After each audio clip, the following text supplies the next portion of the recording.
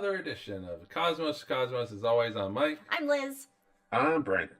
And today we're talking about one of my favorite astronomers, Fritz Zwicky. Zwickster, the Wickster. We did it. We finally did his Zwicky. It only episode. took 5-6 years. I feel like we've done Well, you it know already, what? but I looked at our you list. looked at our list. Okay, and okay, it wasn't in there. I noticed that, and I thought we did one on this dude as well, but we don't have one on Einstein.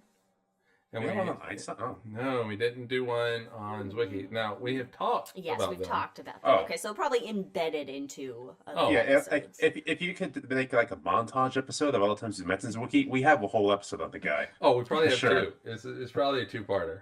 So, all right. So that's what we're going to talk about today. And so we'll just dive right into it. And Brandon, So, what are you drinking? well, first of all, I am finishing off what's called the SN 1898. Hey. And that's just a designation for supernova 1898, which is when Zwicky was born. Yep. Because he was quite something of a supernova himself. Very good year. Yeah. Yes, he was. All right. Oh, well, you have to It's not make time it. yet. It's not. It's not. No, we're not there. But first of all, I'm finishing off some solid Thai tea. It's quite delectable.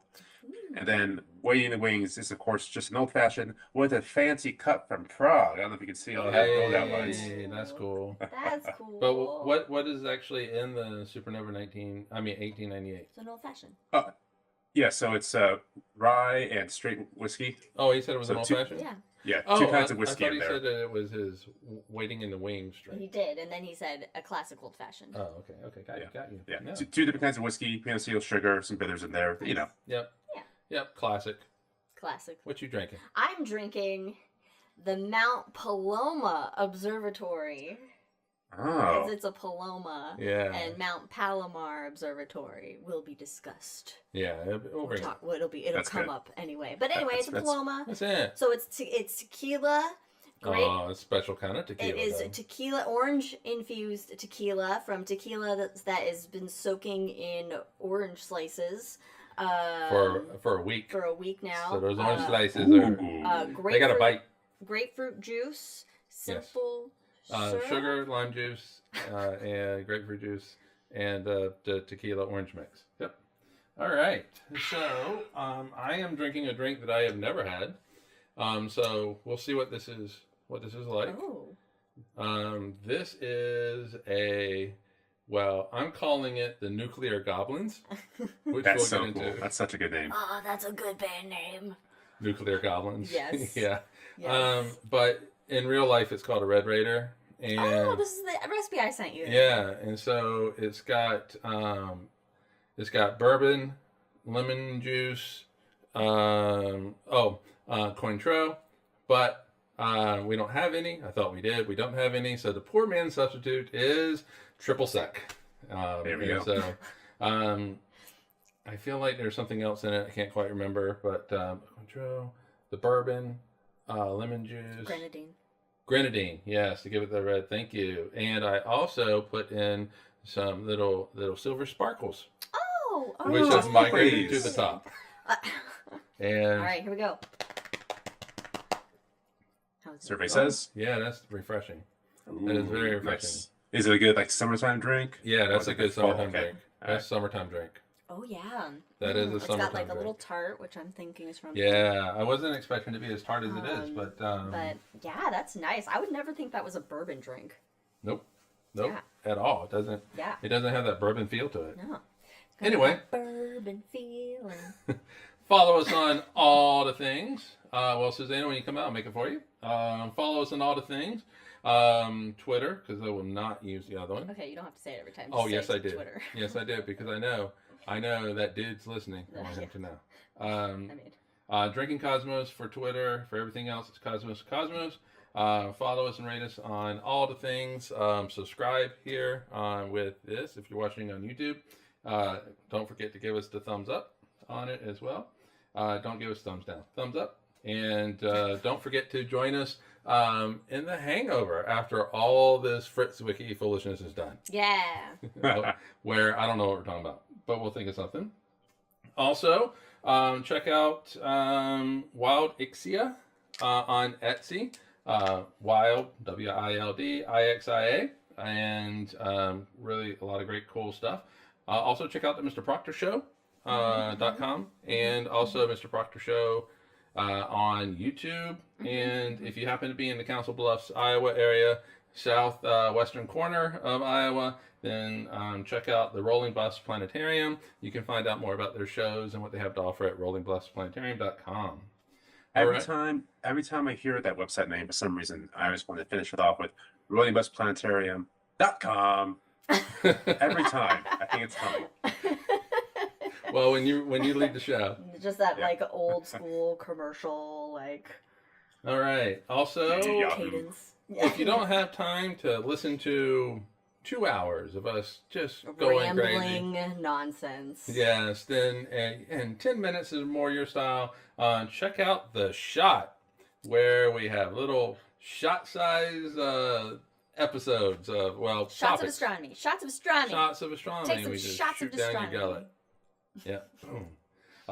But don't drink too much. Well, you don't want to run into a boar gullet. Ooh, deep Star Wars take. Speaking of which, we have rules. We have rules.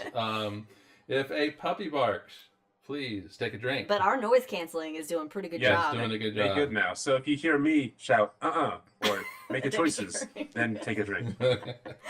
If we make a Star Wars reference or a Lord of the Rings reference, then take a drink. I got two out of the way. There will at least be one Lord of the Rings reference in this.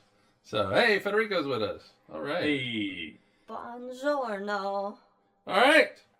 Let's go back in time. Let's do this. Sorry, I'm just hold on. I was looking for Federico's chat and I didn't see it. He just did. Susanna wants to make a rule.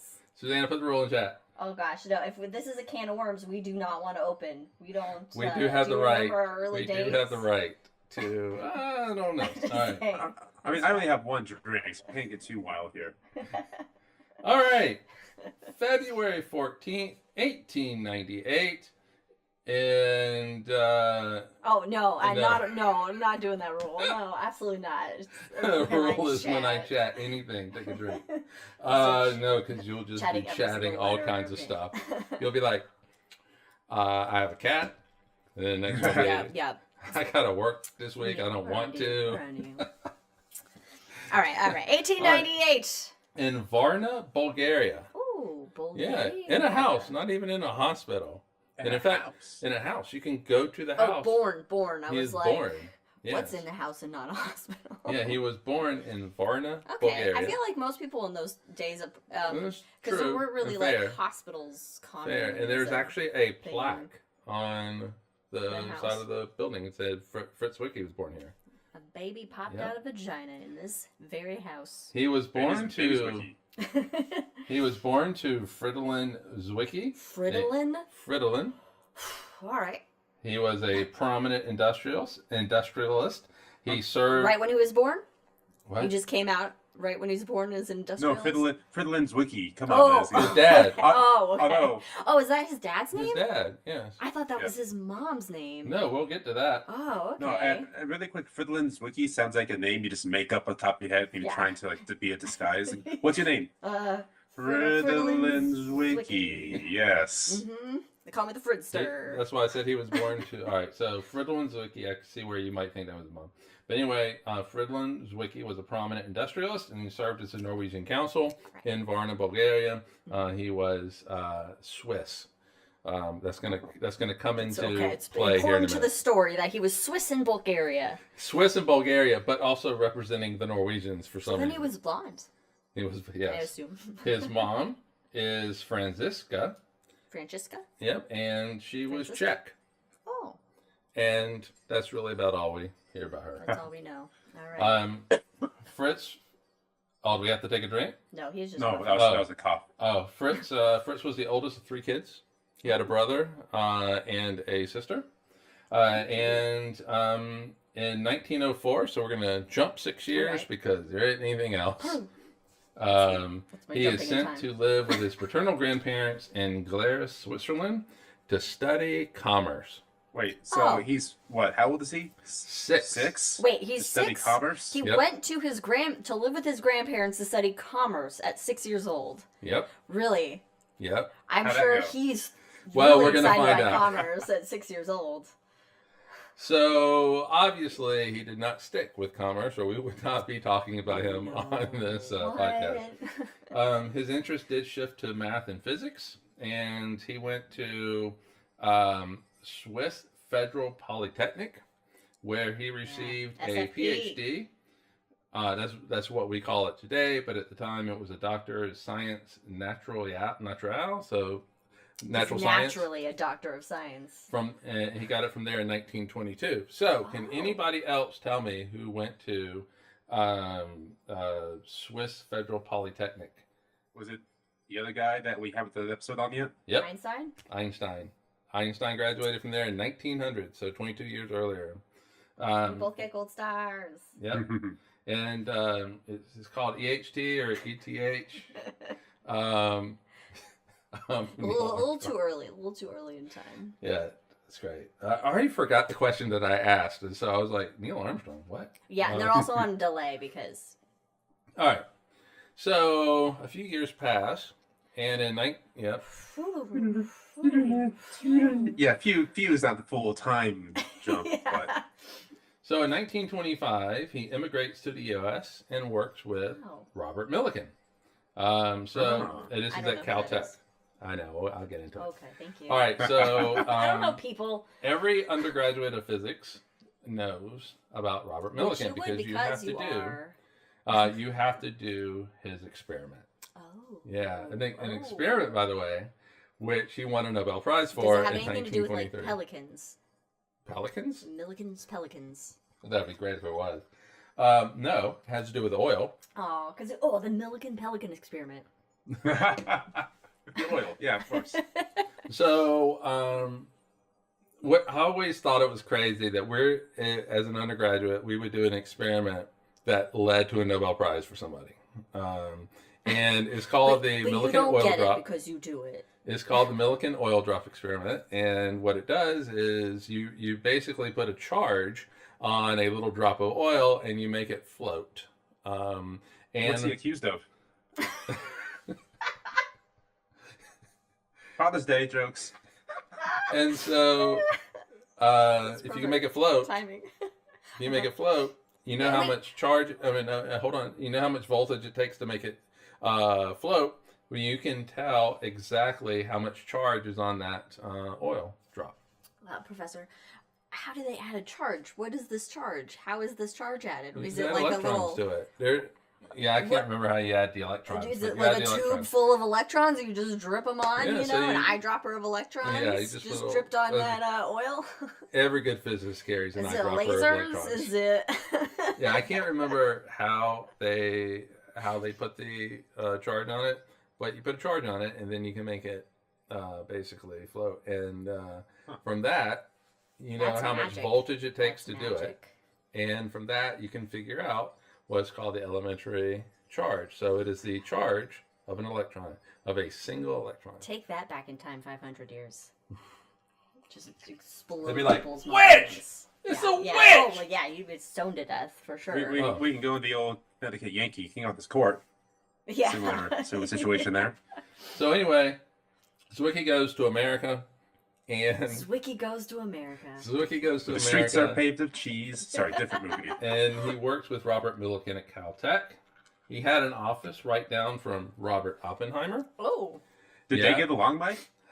Well, no, because there is a quote that you just know is for Robert Oppenheimer later on. Yeah, we'll get into his. I love a little bro drama. Yeah, his ability to work with other people was tough. Mm. Yeah, so He's a low level. He's a low level. Maybe because he was sent to live with his grandparents to study commerce at the age of 6. I don't know. I'm just saying. here are some of his career highlights. He coined the term supernova while fostering the concept of neutron stars.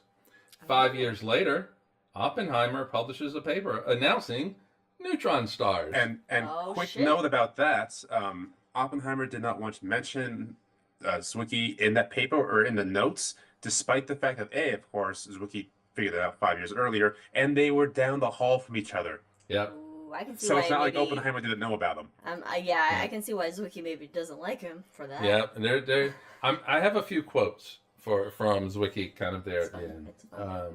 He was appointed professor of astronomy at Caltech in 1942. He was research director and consultant of Aerojet Engineering Corporation. I do. All right, he was a staff member at Mount Wilson and Palomar Observatory. Hey. Cheers. He developed some of the earliest jet engines and holds 50 patents. 50. 50. Wow. And I didn't know about this. He is called that? He's called the father of jets. All right. So happy Father's Day. Happy Father's Day. And I didn't know about this part, though. He invented the underwater jet. So when you see, Navy SEALs doing that a little thing, handheld thing that they are scooting along with that looks real fun. You're just like... He invented that a long time ago, 1950. So not the jets and hot tubs that give you a nice little back massage. That's a different thing. Yeah, that's a different underwater jet. I don't know. It might be one of his patents. Who knows? I want to ride on one of those. It'd be really fun. Yeah. So he did a bunch of other shit too. So let's just kind of dive in to some of the ideas that he had that were... Take a ride on the underwater jet! Yeah. That was the underwater jet sound. Yes. So every time I see Navy SEALs now, in those shows that that some action show we might watch, and there's the guys with the guns underwater, and they're on the... I'm going to think of Zwicky. Because I didn't know he did it. Okay, hold on. I'd have to stop this real fast. I just noticed what Jack's drink is. I haven't been looking at chat, and he made an Apfelschorle. It's a 50-50. I assume this accent. I don't know why I said it that way. It is a 50-50 apple cider and sparkling water with cinnamon stick to stir the ice. Oh my gosh. Delightful. Nice. I never would have thought of that combination. Sounds wonderful. Okay. Anyway. Yeah, it sounds really good. Yeah, so you can imagine having an underwater jet going through the Apfelschorle. Hey Jack, when you put something like that in chat, you need to then phonetically spell it, like in parentheses. No, it's more fun when we butcher it. Yeah, but Federico's listening this time. Federico is fully aware of how we butcher his language, or how I butcher his language. That's and he probably still not even keeps Italian. coming back. He's probably just butchering any language. Oh, I was gonna say it's like a German. It does sound a bit German. And I think of fruits like apples. I think that's kind of a German it's thing. It's like an apple chorle. Anyway. Sparkling water. So, some of the ideas he had. Yes. Supernovae. Well, just the plural of what he already thought of? No. I mean, we already knew about supernova. We already knew about guest stars and things like that. But in 1934... okay, that's fair. Yeah. In 1934, Walter Beta, more on him later. Never could make the alpha. What? Never could make the alpha. Nope. Coined the term supernova and said that they were to transition between normal stars and neutron stars. Oh, well. This is in 1934. Oppenheimer will have a thing to say about that later. But also, they were responsible for cosmic rays. And, and so it is a big deal. It's the first time that we are talking about what supernovas do. As transition from, say, like a normal star like Betelgeuse. How this transition is happening? What? How this transition is happening? Well, yeah. And just 1 year before, 1933, the neutron was discovered. So we've really only known about the neutron for a year. and Beta and Zwicky are like, all right, we're going to put it in the stars. And, also, I'd like to point out, Federico says, by the way, just to be inclusive versus Catholics, Father's Day in Italy, Spain, and Portugal, etc., is the 18th of March. So happy late Father's Day. We could talk about the origins of the U.S. Father's Day, the hangover, because I had a fun NPR thing I listened to. Tell all about it. Oh, that's going to be fun. Okay, I'm excited for that. All right. Anyway, Zwicky found. No, because Federico was like, "Why are we talking about Father's Day now? It already happened." All right. Well, let's talk about Zwicky now. All right, fine. All right. So Zwicky found by himself 120 supernovae by himself. Wait, with just binoculars? I'll get to that in a second. What? He also I guess found there's one more telescopes. with Paul Wild. So he has 121 supernovae that are attributed to him. That was a record. That's wild. That was a record that stood until 2009 when it was passed by Tom Bowles. All right. Fucking Tom. I knew he could do it. Zwicky used his eyes to look for them on photographic plates. But Bowles, what did we do? What did you do? Me? Yeah, you erased something. Don't worry about it. All right. Anyway, Zwicky used his eyes looking at photographic plates, whereas Tom Bowles used modern technology to scan the images to see. Modern technology tends to win. Yeah. So I'm not going to, downplay Tom Bowles, his accomplishment. Who has 149 supernovae under his belt. Yeah, so... Damn. Is he the one in Australia? I thought the same thing. No. Okay. He's Scottish. Okay. But Zwicky did... he manually looked at... these things aren't easy to find. Nope. I mean, it's not like it's... So him and Beta in the 1930s come up with the idea of supernovae, and as a process from normal stars to neutron stars. As they process. Yep. As they explode. Yes. And keep in mind, at this point, we have not even found a neutron star. A neutron star is 30 years away in the 1960s with pulsars. And so at this point, it's just a theoretical thing. But he and Beta, but really Zwicky, just had this crazy, at the time, a crazy-ass idea that this explosion would compress matter to such a point where you get a neutron star. Yeah, but the physics backs it up. The physics backs it up. Physics backs it up. To physics. To physics. Now, the process Applied math is all it is. The process is not for neutron stars. The process is not the explosion that does it. Yeah, it's gravity that... it's the after the explosion. Yeah, the gravity basically shoves the electrons into the protons. And makes them neutrons. See, if we all come together, it's peace and harmony, neutrality. Well, the Swiss real fast. The Swiss are really good at neutrality. So I guess coming up with a neutron star would be a very Swiss thing. Anyway, gravitational lenses. He also came up with that. Not a literal lens. Yeah, and so in 1937, Zwicky hypothesized that galaxies and galaxy clusters could serve as gravitational lenses.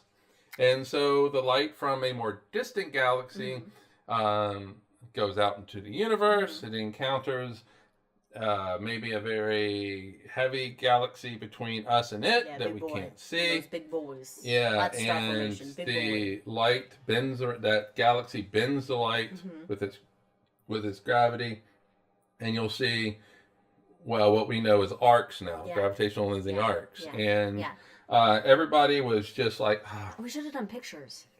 What? We should have done pictures for this episode. Just imagine the flashlight being bent. Yeah. You'll see in like the in these images, it's like this it's duplicate like stretch of a galaxy on either side. It's like looking through an image through a bubble.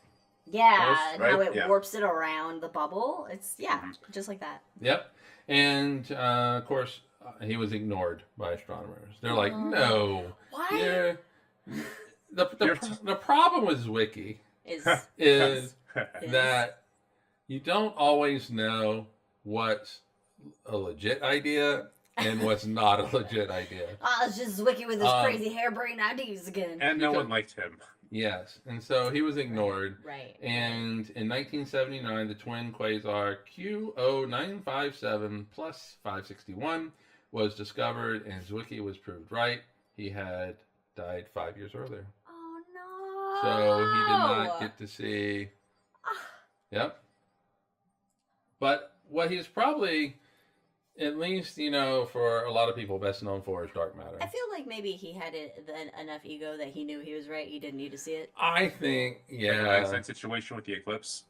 Probably. Yeah. He probably was like, died and like, I know it. I'm right. They're going to find it. No, I don't need to see it. I think he's from the future. Why is your phone? All right, anyway. It was your mom.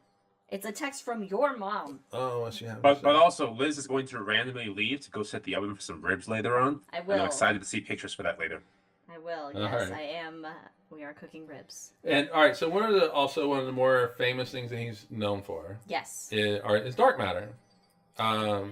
And so this is something that we've talked about. We talked about it a month ago with my top 10, what I thought were top 10 discoveries. And this was number 2 on the list, and it started with Fritz Zwicky. It matters. It does matter.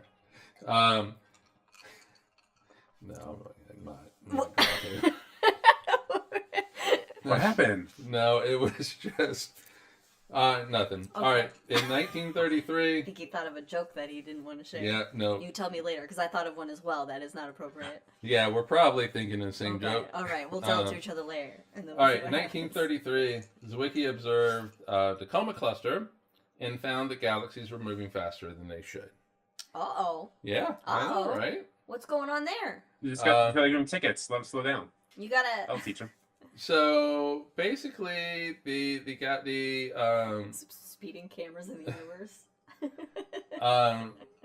the angular velocity of everything was just too much, and so based on the amount of light that They're like, wait a galaxy minute. was putting out. So there's got to be something causing this acceleration of motion. Yeah. So he was the first to use a thing called the viral theorem, which allows for the calculation of the average kinetic energy of a complicated system under the influence of gravity, and it's also related to the potential energy of the system. So what you can do with that is you can relate how fast things are moving to the mass of the galaxy or the galactic cluster or whatever this system is.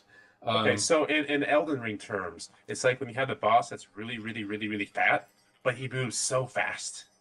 Like, that should not be possible. Yeah, So he's got some dark matter inside of him. Yeah. It's the same Also, situation. Also, can I also just point out that the what was that term you? Viral theorem. Viral theorem. Viral theorem sounds like the playbook on how to get big on TikTok.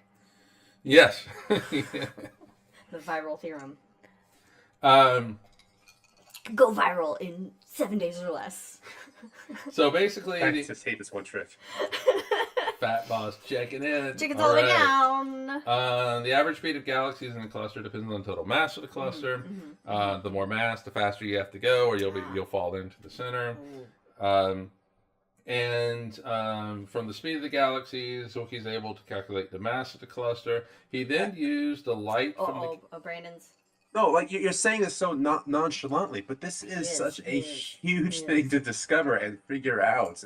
Oh, I know. This is like a lot of 'cause the crazy island- weird shit yeah. and math. And like the neutrinos discovered the year before, they did the neutron stars, and now they're talking about these galaxies and the speed and the mass when we didn't really know that those existed until like 10 years before this. Yeah, exactly. That's and this was like this, and then he's just a curmudgeon. Is one of the reasons why. Oh, curmudgeon is underselling it, Mike. I'm excited to use that section. Cantankerous. But Ornery. here's the thing though with Zwicky, is that he didn't allow himself to be boxed in by what the establishment Nobody put thinks. Zwicky in a corner. Yeah, and for me, it's a very punk rock thing, and he's very anti-authoritarian. And It's got very that just punk, and it anti-people. has that attitude as well. Like, So is that the fuck name you of attitude. is the name of your next punk album going to be Zwicky Goes to America? Yeah, he is that exactly. Or Nuclear Goblins. I mean, that's the name of the band though. That's solid. I know. So, Self-titled album. yeah, so I mean, he was a punk astronomer, and literally and figuratively, in some cases, and he just did not allow himself to get boxed in. Now, it did mean that he came up with some crazy ass shit, But that's which we're gonna talk important, about. though, I think. Yeah. I mean, the crazier shit that you come up with when you're an actual scientist, not some, conspiracy theorist with a camera or something, but like when you're an actual scientist, I mean, I think that is that's how science progresses, is when you have these people that are willing to think outside that box, and to come up with crazy stuff, even if it ends up being, not correct, bunk, which they accept, and then move on to the next crazy idea. But it's the crazy ideas are when one is like, oh shit, this is I hope actual. my manager's listening to this. All my ideas, not all crazy. There you go, right? But you got to come up with it to find it. All right, let's just be honest for a minute. Supernovae. Yeah. Just that whole idea of what they came up with. Yeah, exploding stars into Nobel compact, dense Prize material. worthy. Yeah. For the time. Oh, yeah. Gravitational lensing. If he discovered them, because Einstein predicted them. If Zwicky would have found it in 1937. That too, Nobel Prize worthy. We didn't have the telescopes yet, though. It reminds me. They never really have the capability, no. Yeah. It reminds me of I said Futurama or Simpsons joke when they have Stephen Hawking on. We call it, Einstein lensing, and Hawking goes, no, we call it Hawking lensing. No, we call this Hawking physics. No, we call this Hawking supernova. That sounds Simpsons. Well, no, it could go either way. Dark matter. Completely Nobel Prize worthy. And not only should Zwicky have gotten it, Vera Rubin should have also gotten it. Yes. Both of them should have gotten it for dark matter. So excited. And so so like Brandon's saying, this is a phenomenal thing for 1933. Yeah. And all that. And so, basically he's looking at a galactic cluster. He is, oh shit, that's in 13 days. No, wait a minute, what's today's date? June 15th. June That's in a week. 23rd is real Rubin's soon. first look. Oh my god. And if you have a planetarium, check out the Domecast of this Thursday. Hey, nice plug. Pew. Nice plug. So this is incredible stuff. Yeah. I mean, it's really incredible stuff. But he noticed how fast these galaxies were moving. But when you add up the mass that's associated with light from basically from the stars, it didn't match the total mass of the galaxy. In fact, the total mass of the galaxy was about 10 times the light that you would get from the stars, which is significant. It's very significant. And so he discovered this hidden mass, and he called it Dunkel Materie, dark matter. Okay, so Materie sounds majestic, but then you have the Dunkel attached to it. Dunkel donuts? Yeah, Dunkel donuts. That's what I thought of. Donuts. That's materia I like to put in my body. Dunkel donuts. Yeah, Dunkel Materie. I mean, well, you gotta speak the... How's it spelled? How you got that spelled in there? D-U-N-K-L-E. Also, just like you would think it is. Yeah. Dunkel. Yep. Cool. Yep. Right? I had to look at that word. You know what? Maybe not the best in naming things. No, those two words I looked at, I swear to God, 5 times after I put it in. Dunkel. Look, yeah, Dunkel. All right. Dunkel. So he discovers Dunkel Materie. Oh my God. Oh God, we don't need any language Hey. feedback. We know Hey. we're horrendous at languages. We're American. God, what do you think this is? We speak well?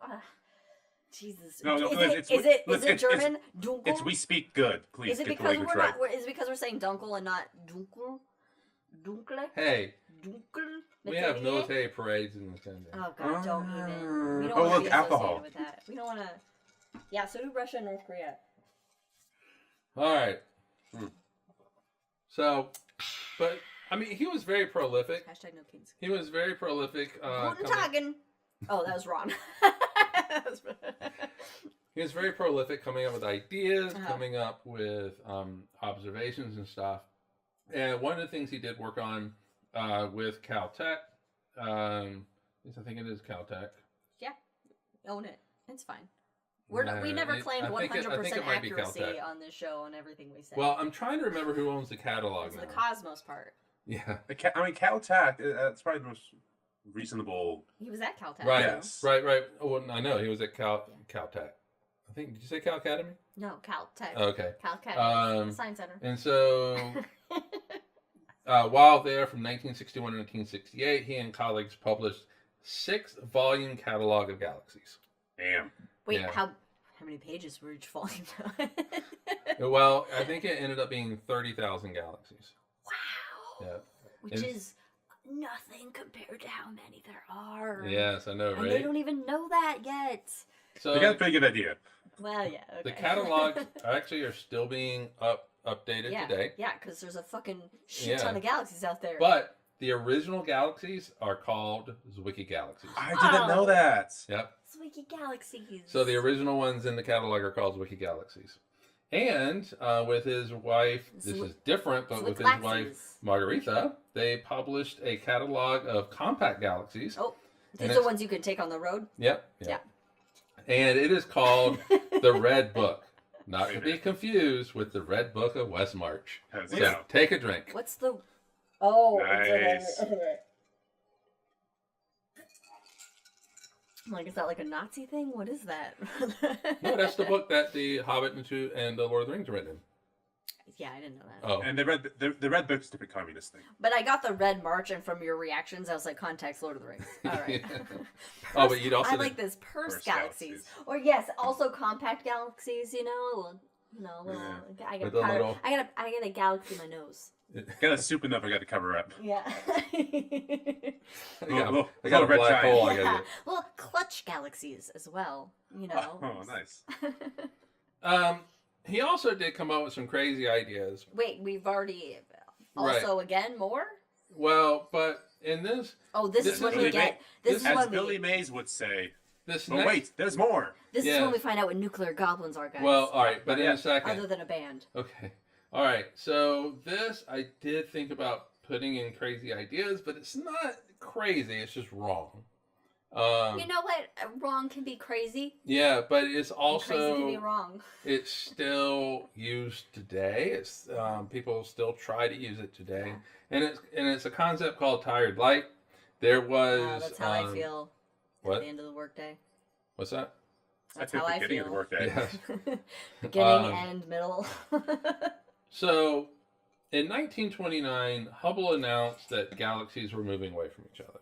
He had actually discovered this in 1924 or thereabouts, but in 1929 it was actually published. Why do they always fucking wait so long to fucking I publish don't know. this Yeah, shit? they confirm things, and All it's these the 20s, guys, so... most of these guys are waiting until their deathbeds until they're like, all right, Well, he was not on his deathbed, Publish but it. he did wait till 1929, and meanwhile he'd known about it for... It's like Newton. Newton knew about... they're just sitting His on their stuff. legs, just like.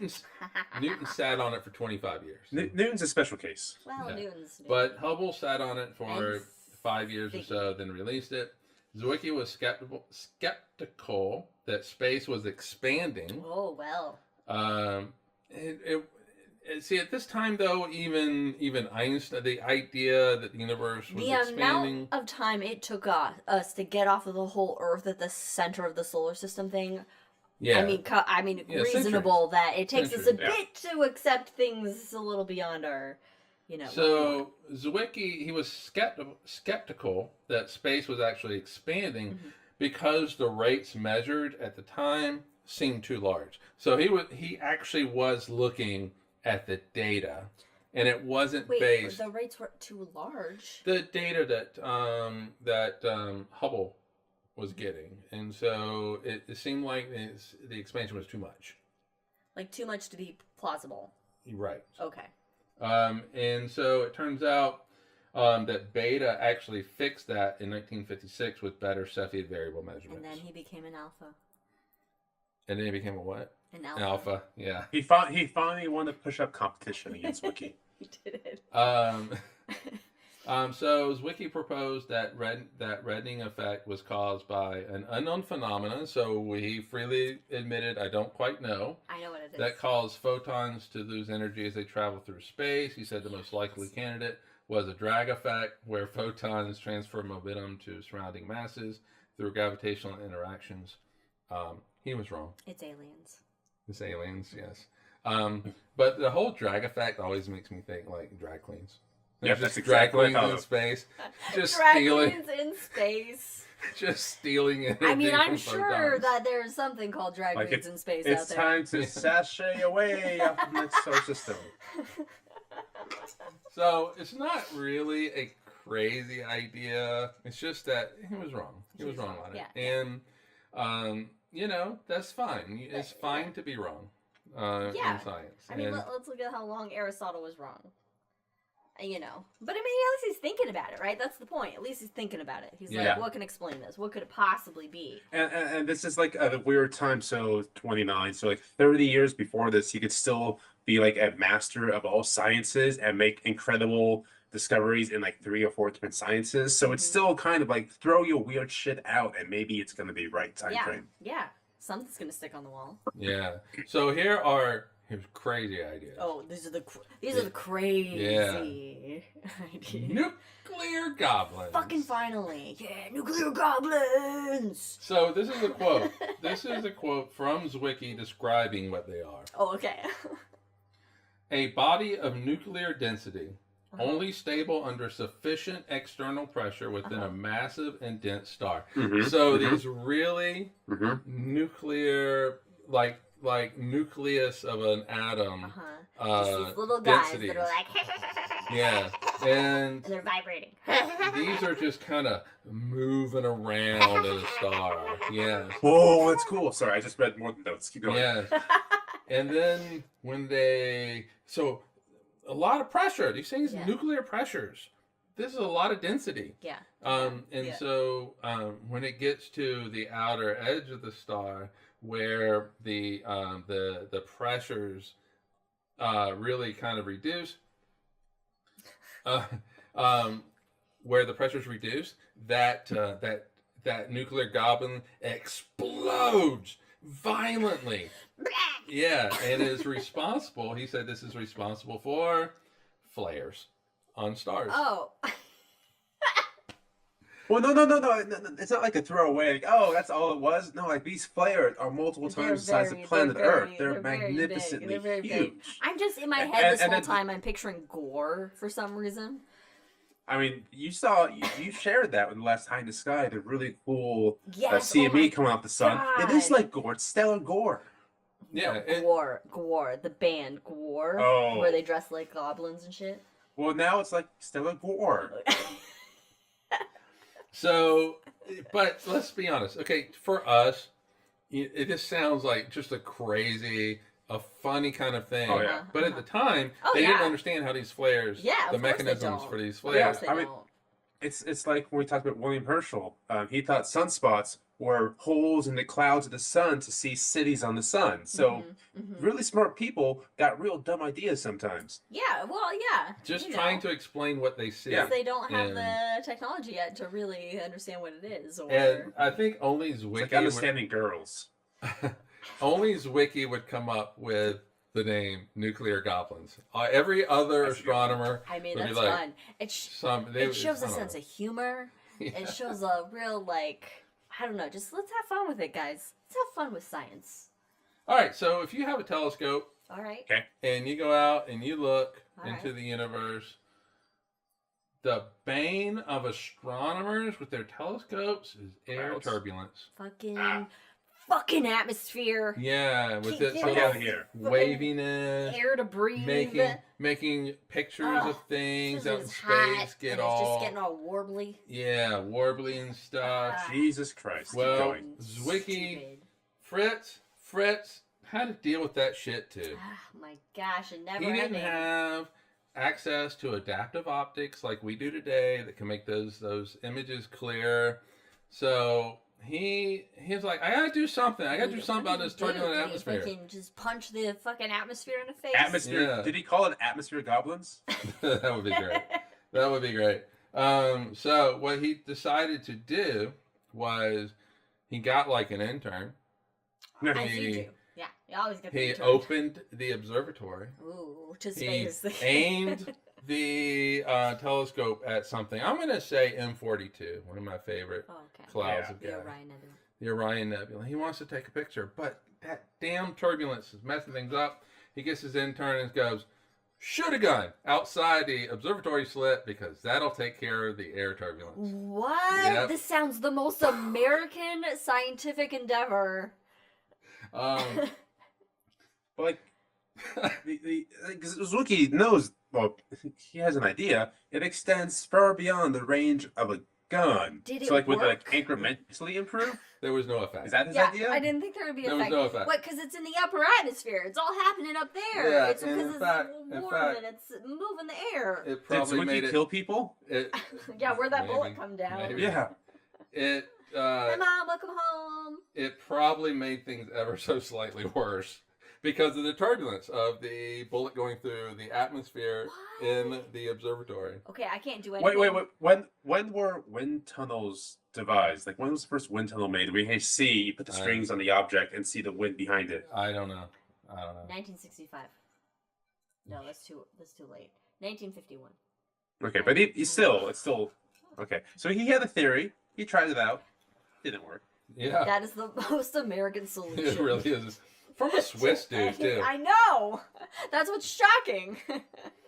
Well, That guy's just I got it. I'll just fire a gun at it. but in Fire a gun Switzerland in though, the air. I think like pretty much That'll everybody calm has guns in everybody down. Switzerland, so it might be a Swiss thing to do. Oh, they're too. just nice and don't shoot each other. Is that Yes. what it is? That's pretty much every other Like they're country. taken care of just by their government. So Yes. like we don't need to kill anybody. We're Pretty fine. much. We got healthcare. We got food. We got education. We're good. Another thing he came up with: artificial meteors, which I think is pretty cool. It's a wild idea. Hey, I mean, let's it's just hear like it. when one of our shit Okay, accidentally so what falls he back did down to was Earth, he or we'll decided bring it to down. place explosive charges in the nose cone of a V2 rocket. So that was done a couple years before. It was to be detonated at high altitude, and it would shoot high velocity pellets through the atmosphere, creating This a meteor sounds shower. real bad for birds. Really bad for birds. Not great What for is- birds. what Well, is unless the it's like points? really, I mean, if it's, we're talking real high. Oh, we're talking atmosphere. above bird But level. what's, Yeah. what's the points of these artificial meteors? And they exploded and watch it You rain just down. wanted to What? study them. Look, Alright, look, I respect. look, I respect that. don't you ever go outside and go, huh? I wonder what it's like. What's it's like if shit is just falling Well, from the all right. atmosphere. Well, here's the thing. Okay, so before you start exploding pellets into the atmosphere, what do you think causes meteors? Okay, so I mean, you could come up Well- with we could come up with a whole bunch of ideas. I mean, it's when the little fireflies that stuck up to the big bluish black thing get tired and fall down. Okay, so how do you test that? You fire something don't. up in the So air you take and it watch off it faith. fall down. Take it off face. And like Jonathan Archer says this intro, you got to have faith of the heart. All So right, that's a Star Trek deep cut. but we know, faith. Science does not operate on faith. On hard evidence is what we want, and so And White Sox baseball. and so so maybe another idea might be somebody saying, hey, you know what, it's dust from a comet that burns up in the atmosphere. So how do you test that? So it's basically the egg let's- drop experiment almost. It's like let's just throw some shit up in the air and pretty much. Oh, And that's so cool. watch it so go you down. you take a rocket up there, you blow it up, it's going to shoot all this shit out, Mhm. and you can see if it burns up in the atmosphere Mhm. the way that a meteor does. And so now you have an idea maybe. Okay, obviously it's not pellets, but maybe it's something else. Yeah. It's a comparative. It's just like we use comparative planetology. Yeah, How exactly. shit behaves on our world, and we compare that with other worlds. So it's just it's just comparing that behavior to like, oh, here's what it looks like when something's entering our atmosphere and it gets Right. burnt up. So So- that means something's entering our atmosphere and burning up. So this isn't so much a crazy idea on, like So he's not nuclear saying that- goblins. It is a level. This is like just a crazy idea of an experiment. So artificial meteors is the experiment, and Yeah. not like there Yeah. are So- fake meteors, everybody. The first few attempts were failures. Did not Oh. work. Oh, For you didn't various go high reasons. enough. And on October 16th, 1957, though, Zwicky was successful. He fired some pellets. These were visible from Mount Palomar. So you can Oh, see and it. empty, but You can see it from the observatory. That's fine. It's also thought that one of the pellets in that particular explosion may have escaped Earth's gravity to become the first object launched into solar orbit. Oh, solar orbit. How would they know that? Oh, Do they count them? How? So there's a very specific word you said there, solar orbit, because there's another object that same year, just 2 months before, that's thought to become the first object blown into orbits. So I just did a quick thing here because this is ringing a bell. On August 27th of 1957, there was a nuclear test, and during this test, a manhole cover came off, and we saw it for one frame, and so we quickly did the calculations and discovered it traveled at 125,000 miles an hour. So if it was able to survive, it would become the first object in orbits. Wouldn't they be able to find But not it? solar orbits. Yeah, it's solar orbit. Wouldn't they be able to find this manhole thing or catch in orbit around us? I mean, it though? would probably come down and burned up and light or something. All right. Yeah, so But that's why solar orbit was Solar big. orbit. You gotta you're going around the sun. speaking of solar systems, Solar systems. 1948. Solar systems. In 1948, he was given a lecture, Uh-huh. and he was like, you know what? If we wanted to, we could just maybe move some planets around to a more effective, more, kind of arrangement of the solar system that maybe we might want. Like What? planetary gardening. What? Yeah, he did not say how, What? but he said, or at least what in my research, he didn't Guys, say we need how. Mars to come in Yeah. like a few million. Yeah, feet. so we're going to put Earth here, we're going to move Jupiter over here, that kind of thing. Hey guys, it'd be better if we had Jupiter position. and this is this in a lecture. The best asteroid trajectory avoidance. Field. Right, so this is in a lecture at Caltech, and people were like, do we take him serious? No. So, That's when he'd go, uh-oh, some crackpot is coming out. yeah, that's 1948. 1960s, he was like, fuck this moving shit around in the solar system. We're going to move the whole solar system. Oh. We're going to do that. How, you might ask? Are we going to move the solar system to go I visit do. other stars? I do ask this. He said- We're moving the entire solar system to go visit other stars? That's the reasoning, not just to Yep. I don't know, move it? Yeah, we're just going to get Alpha Centauri, Oh, hang cool. out. All right, the whole No. we'll take the whole Whole entire No solar issues system, there. not just the No spaceship issues. of No. people, the entire solar system. So how would you do this? Well, what you do is you shoot a bunch of pellets. Again, what's it with the pellets? Anyway, That's all they you have. shoot pellets into the sun to produce an asymmetrical, there we go, asymmetrical fusion Like a big, explosions. like a So- big So- sun lot of farts. Like a fucking big sun pellets. farts. Yes, exactly. So the sun is just That- going to be hold farting on. the solar system That away would to another change star. the sun's trajectory. And he thought that you could get to Alpha Centauri in 2,500 years. Okay, first of all. Why are we Oh yawning? my gosh. Yeah. I don't Is this know. boring? to you? No. We're moving the solar system. No. Oh, okay. How do you control the direction of the sun farts, for one? Second of all, the amount of pellets and how big are these pellets? The amount of pellets you need. Oh my god! I mean, Saturn has a lot of moons. Grab those, throw it in there. No, you can't be sacrificing innocent moons that have no say. The- Meanwhile, the sun's just not even going to feel it. No. Oh. But, I mean, Boy, so that sun. Zwicky had some crazy How ass many drugs ideas. did he do in his life? How many drugs? I mean, we're talking the 60s. Yeah. He In seems like Caltech. he He seems- doesn't seem like a drug guy to me, though. I don't know. He He seems really like he could doesn't seem partake like a a little drug bit. guy. Not in like a cocaine way, more like an LSD mushrooms kind of Oh, way. yeah. Yeah. He had too much anger in him to have let go to enjoy the good Caltech drugs, right?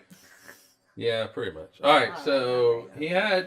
he had some crackpot ideas. Yeah, But yeah, he I'd also had some Nobel Yes. Prize worthy Supernova. ideas, and with supernovae, gravitational lensing, dark matter, and all that kind of stuff, and it really, like I said, just boils down to the fact that he was not constrained by.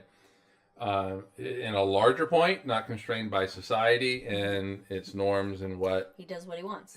Pretty much. How he yeah. wants it when he wants it. So, we are going to get into some of his quotes, but He was kind of a humanitarian.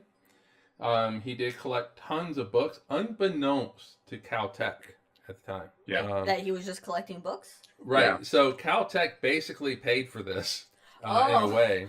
And he would order books on astronomy and other topics, and he would ship them to war-ravaged scientific libraries in Europe and Asia. So this is post-World War II. Oh, okay, yes. Yeah, so very concerned about, Should've you shipped know, them okay, here. we just had this war that ravaged the whole planet. Let's Are you get ready back for into round 2? science. Yeah. So 3? Yeah, 3. On the way. he worked with the Pestalozzi Foundation of America, which supports orphanages. And not only did he work with them, I believe was a director for a little bit. Yeah, he actually got a gold medal from them for all the work that he did, like 1955 or something when that happened.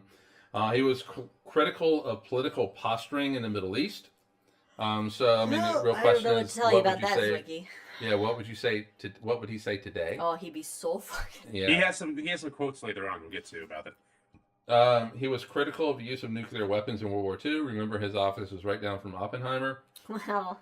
He said, quote, "Hope for the world lay in free people of goodwill who work together as needed without institutions or permanent organizations." Damn communist. He died on February 8th, 1974 in Pasadena. He's buried in Mollis, Switzerland. He died 1 week before his 76th birthday. Oh, wow. And 5 years before gravitational lensing and all of that. He does have some honors and awards. In 1949, he received the Medal of Freedom from Truman for rocket propulsion during World War II. Oh, okay. 1968, he became professor emeritus at Caltech. Yes, Brandon. It makes me happy that Zwicky very likely saw all of the original Star Trek series. Oh, yeah. Good point. How history is close to each other. Uh-huh. Yeah.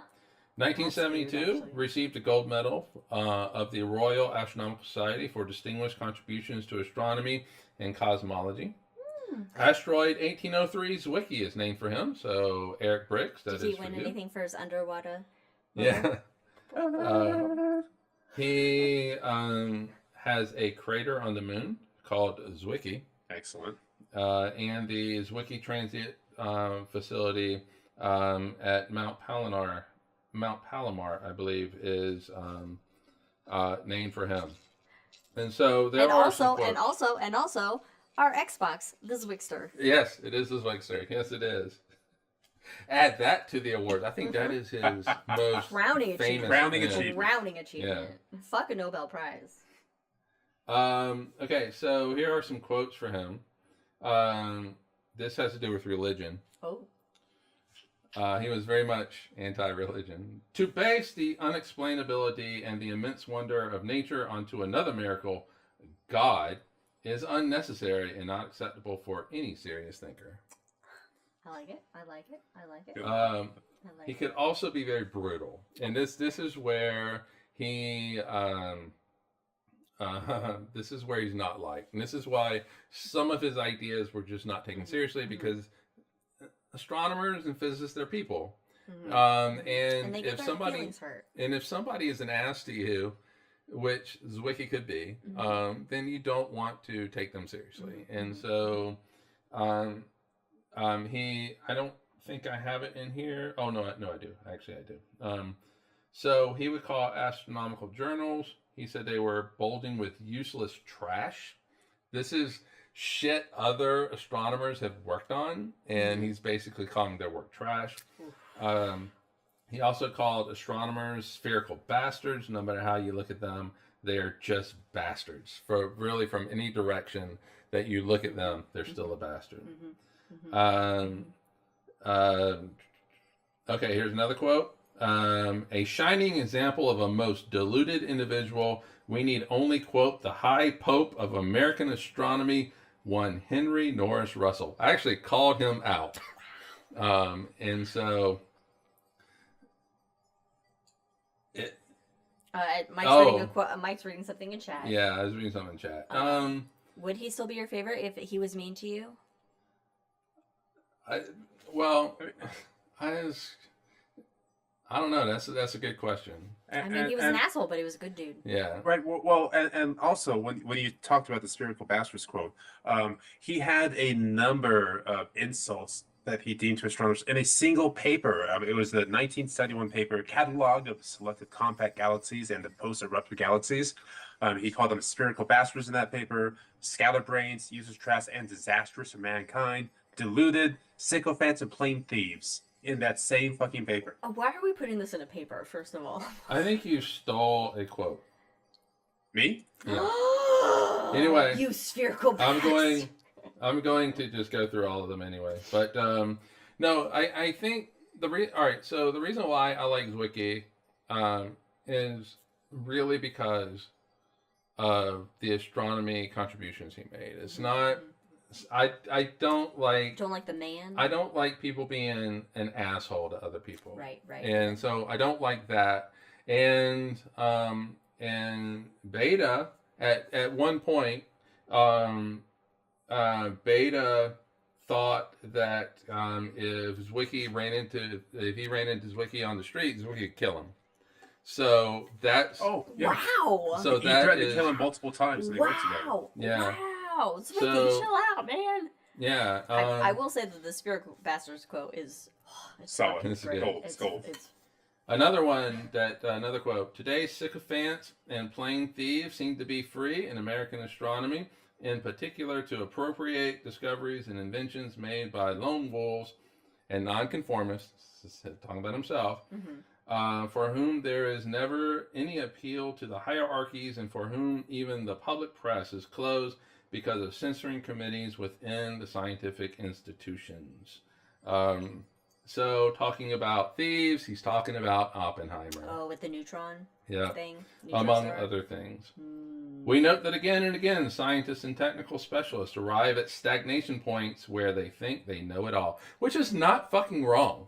That is not wrong. I can tell you, prior to 1900 with Planck, physicists thought that they had figured it all out. And we did except it, boys. for a few little things. Good job. We did it. Man, physics and biology, just categorize it. So Walter Beta, who is German, was German, he's dead now. But anyway, he was German. Zwicky called him a Nazi during World War II, that's rough. even though that was not true. Oh, that's a bad insult at that time. Yeah. I mean, it's a bad insult now, but at that time. They could not be in the same room. Their relationship had deteriorated so bad that they could not be in the same room with each other. Obviously, they reconciled it. They reconciled it in the end. But it was rough there for a bit. Jesse Greenstein, former chairman of Caltech Astronomy Department, said, quote, I disliked him as a human being. He was vain and very self-centered. Zwicky had an enormous facility to produce radical new ideas, some of which proved to be correct. But a lot of us wish he had not been so rough in the process. And so I think that pretty much describes how he is. But Stephen Muir, who basically is kind of does a lot of biography stuff for Zwicky. When researchers talk about neutron stars, dark matter, and gravitational lenses, they all start the same way. Zwicky noticed this problem in the 1930s. Back then, nobody listened. Yeah. And that's a good end. Oh, but then we have this whole quote. We have this. Don't worry about that. You're good. All right, and so that is Fritz Zwicky, and like I said, he is one of my most famous favorite astronomers because, well, he is famous, yes, because he just came up with some crazy ass shit, but then he also had some real Nobel-worthy ideas, and like everybody, very complicated dude. And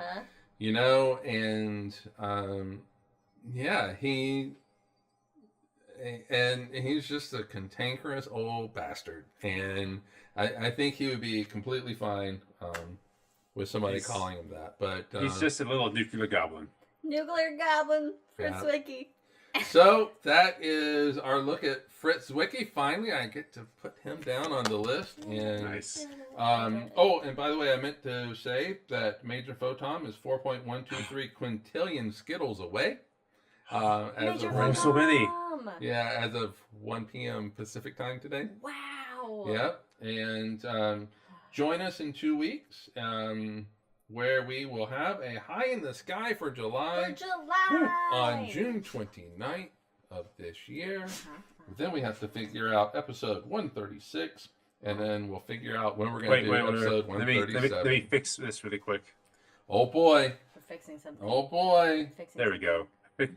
The future episodes are 2023, and I wish we can go back in time, but Wait a minute, what? the future episode also 2023 at the end of the year. Okay. Oh. Okay. Well, I said 2025, right? Anyway, I Yeah, thought. I'll say that episode 136 will be a Brandon episode. And everybody check out Ron's YouTube, the Mr. Proctor Show. He The did the Coopcast. Coopcast. I know, I noticed that. I started watching a little bit of it before we did the show. I was like, oh, Ron's doing the Coopcast. Oh, that's so cool. So check that out, everybody. Because it's chickens all the way down at the end of the day. No matter what Zwicky All the way got, down. it's chickens all the way down. And Zwicky's probably doing something down there with him too. Chicken Calling them Zwicky. spherical bastards. Spherical chickens. Why aren't your eggs? Spherical chickens all the way down. Yeah. Anyway. All right. So Close it join out. us in a couple weeks, and in the meantime, the world is on fire. It's crazy. Wait, I thought it was a vampire. The world is a vampire. Yeah, sucking all the joy out of everything. Call your reps. No kings. Proctor, No kings. Yes. Stay safe. Dang. Cheers, everybody. See you in 2 weeks.